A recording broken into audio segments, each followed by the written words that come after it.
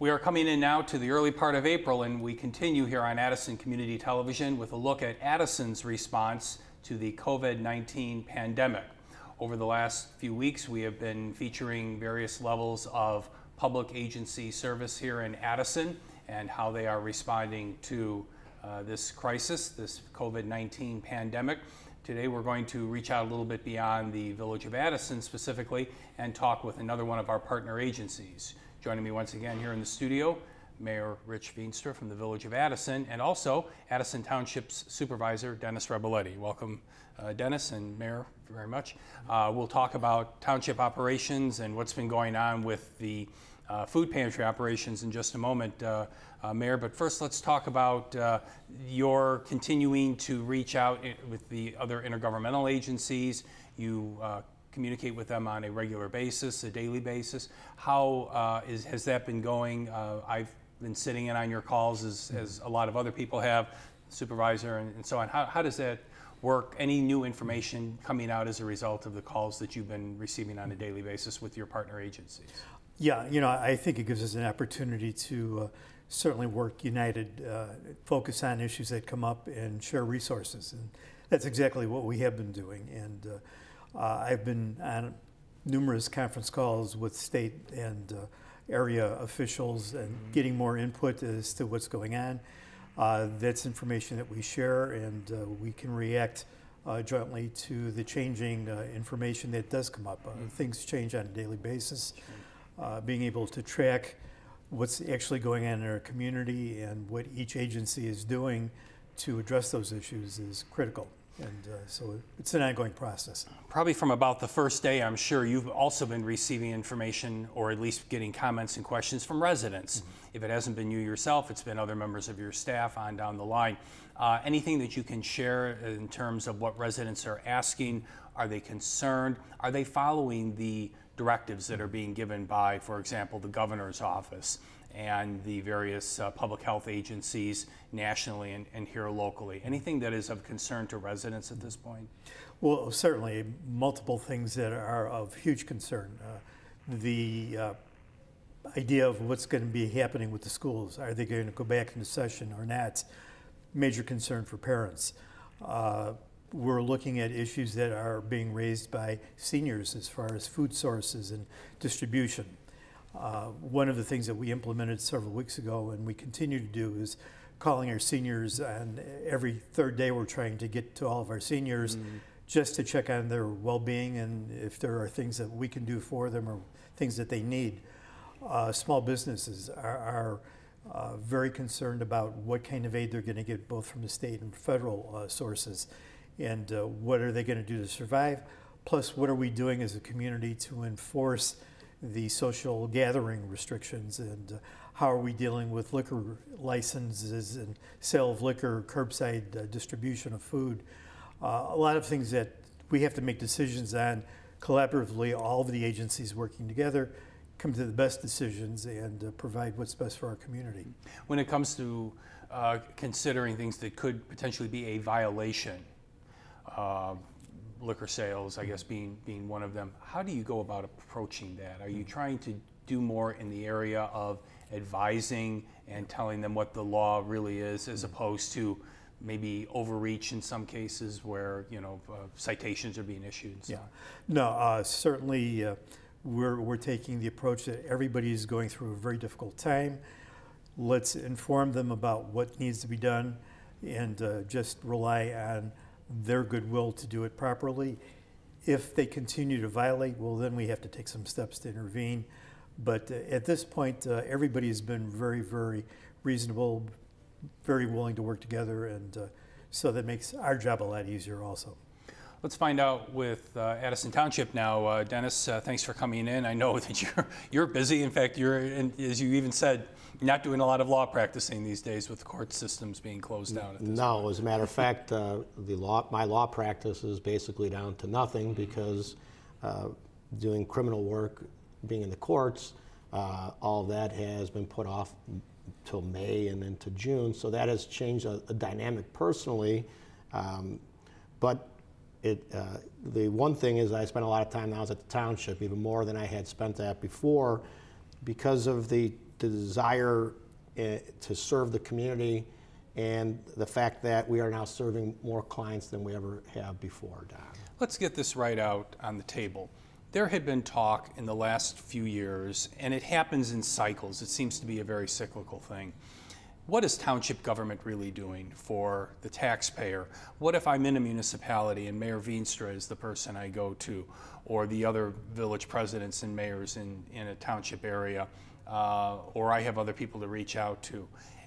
I can't think of another time where a township has really had to kick it into high gear, and the most visual form of that is the food pantry that you're operating, which happens to be a consortium of food pantries come together under Mayor Veenstra's leadership not too long ago. Is that what it is now, would you say? It is. It's interesting because when I was a state rep, Mayor Hartwood came to me and said, we need to fix 53, and I hadn't even been elected yet, and I hadn't quite been elected supervisor yet, and Mayor Veenstra said to me, we need to consolidate and work together on a food pantry operation. So, well, you got one thing done. Let's check that off the list. I think the big picture is when people think of township government, they think of our township assessor, and everybody deals with the assessor's office and their property value. They deal with our highway commissioner if you're unincorporated, but most of the time they don't have direct contact with my office, and that's a good thing in that we are dealing with social service issues, that we're dealing with a food pantry where we have been serving over 100 clients weekly prior to this. And I mean by clients, I mean families. So we're averaging, according to the Northern Illinois Food Bank, we were servicing over 1,250 individuals monthly. And we are easily double, I would say 2.5 to 3 times that from what we are seeing.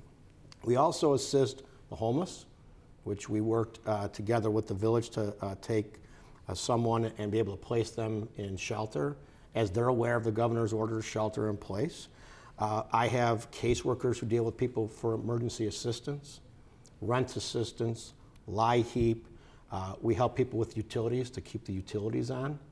And benefit access. We help clients determine what they call senior health insurance program, what Medicare should they be part of. Mm-hmm.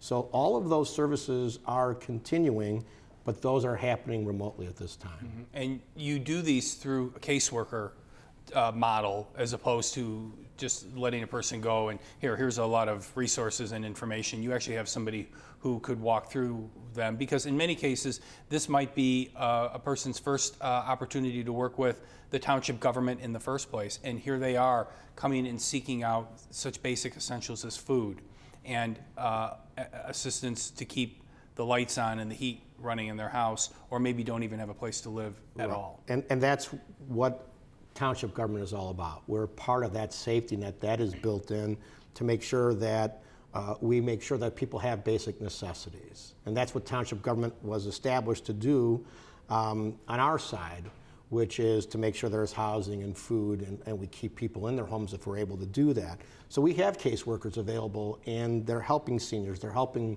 veterans, they're helping the disabled, they're helping residents now that we've never seen before because of the tumultuous times that we're in. Last week at the food pantry, we had over 200 cars come in. And there's so much. Is that one day? It was over 100 cars in a day. Mm-hmm. And so we're seeing new clients because you have so many people that are laid off, that are either working part-time or have lost pretty much everything. And so we're there to make sure that those folks who need help get it. And we're also partnering with the village, the other taxing bodies, to make sure that if we're not aware of somebody, that we can contact one another and make sure that nobody is left behind. And so that's where we're at right now. Let's think for a moment, what would you do if you didn't have township government right now and those 100+ people a day would come looking for assistance? Well, it's interesting because I sent out an article to our group that the Chicago Tribune said that 1/3 of all food pantries in Cook County in Chicago shut down, which the demand becomes even heavier. If we weren't available, there's some other smaller food pantries that do serve the general area. I don't think they can meet the demand that we are. Okay. And so we are prepared, and we'll continue to remain open as long as we're able to do so. We spend as much time as possible keeping everything sanitized and cleaned, making a safe environment for our employees and for our clients. But the operations have changed where we used to have people come in and shop and choose what food they wanted. And to now it's curbside pickup, as the mayor has talked about, what the businesses have gone to. We are to reduce the contact with the clients and families. Can you talk about the function, the operations? How does this work? People have to be there at a certain time, and I guess this might be a good opportunity to talk about what those times and days are. And do they get out? Do they have a voucher or something they're supposed to show? Talk us through the mechanics of how this all works. Sure. So the food pantry used to be open Tuesdays and Thursdays from 9 a.m. to 11 a.m.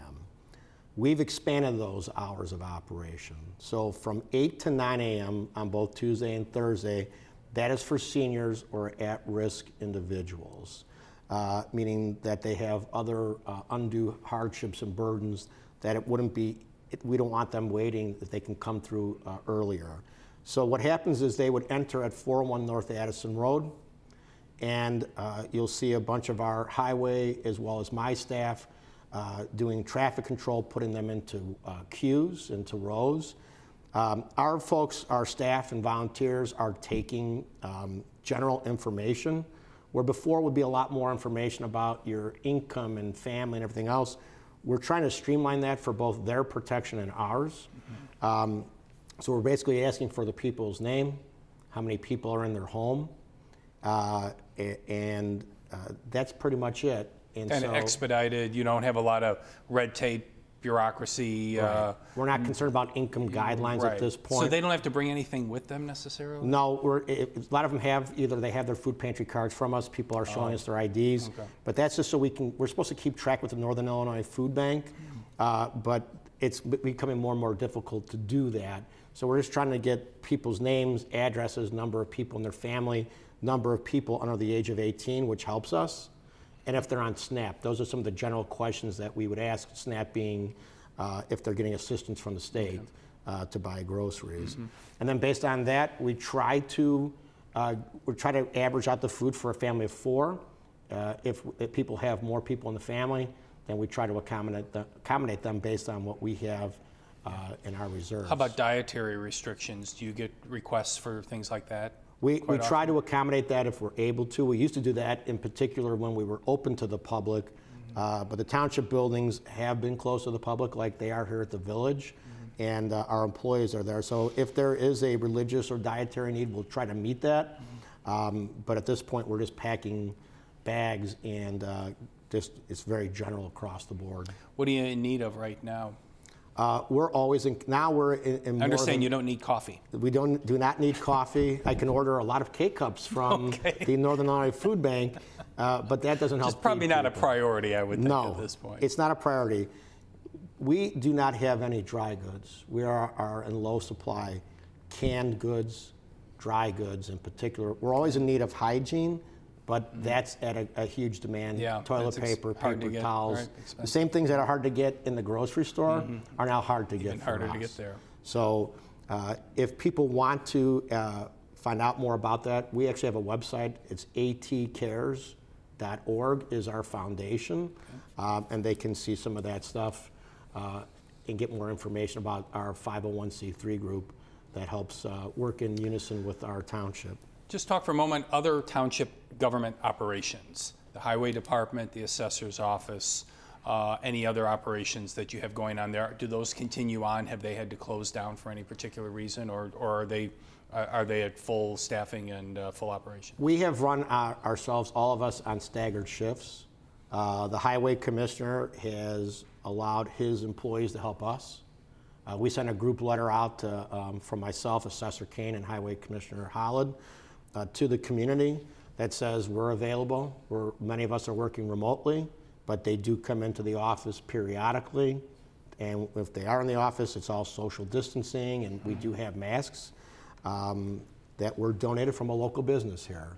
And they are still answering phones, they're still answering questions. If there's flooding issues, previously if there was snow, the highway commissioner is still going to respond to those things. The assessor is dealing with appeals right now of property taxes, so they have been back in the office in staggered shifts to address those. And an important part for seniors that call the assessor's office. The senior freeze application deadline is October 1st. So many seniors are calling in. We put that also in our letter. but to make sure that the seniors here in Addison know that they have ample time to get that information to the assessor's office. You know, something has just occurred to me, the town meeting. Can you address the town meeting? Do you have any information on that? Because some people actually go to the town meeting. Well, it's something you have to do statutorily. So it is statutorily. We're waiting for guidance from the governor's office. Okay. And we've been in consult with our township attorney. So stay tuned. So stay tuned. It's the gathering where the township electors come forth to tell the township what it can and can't do, if it can sell buildings, if it should prioritize things. However, normally for us, we have over 100 people attend.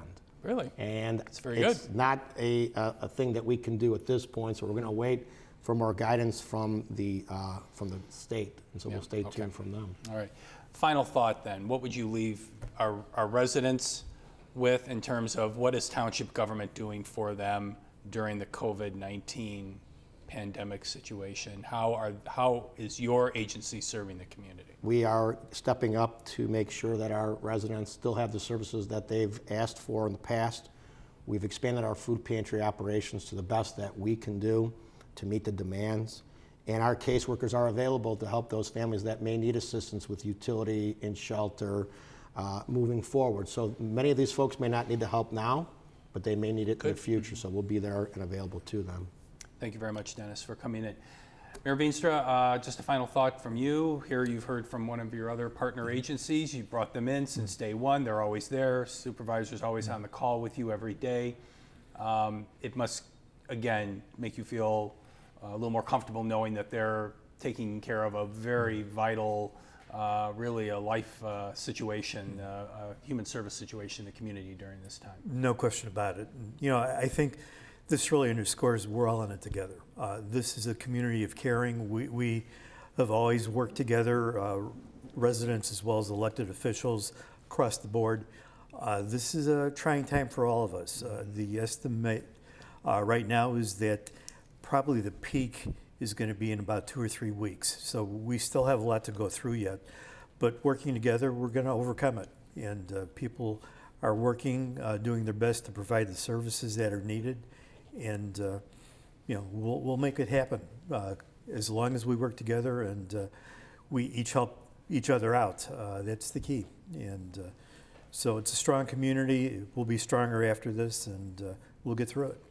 Thank you very much, gentlemen, for being with us once again. We want to leave you now with some very important information, as we've done since we began our series. First of all, to stay informed, you want to get to the Village of Addison's official website, addisonadvantage.org.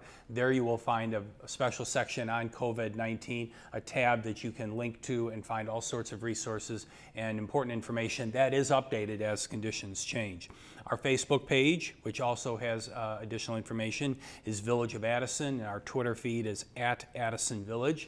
We again encourage you and urge you to sign up for the Code Red notification system so we can get a hold of you in the event that there is something pressing that needs to get out to the community. You're aware of that. And also a great time now to download the new Addison Connected mobile app, where you can find the same information that is contained on these other social media platforms. It replaces the previous mobile app, so make sure you look for Addison Connected in your favorite mobile app place, and then you can download that directly onto your mobile device. And as the supervisor mentioned, the website for Addison Township's food pantry is atcares.org. AT for Addison Township, atcares.org. Thanks to our guests for being on our program.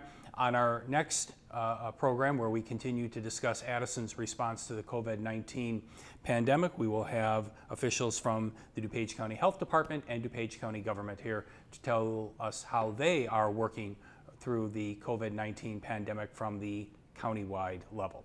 Thank you very much for joining us. I'm Don Weiss. Thank you for being with us.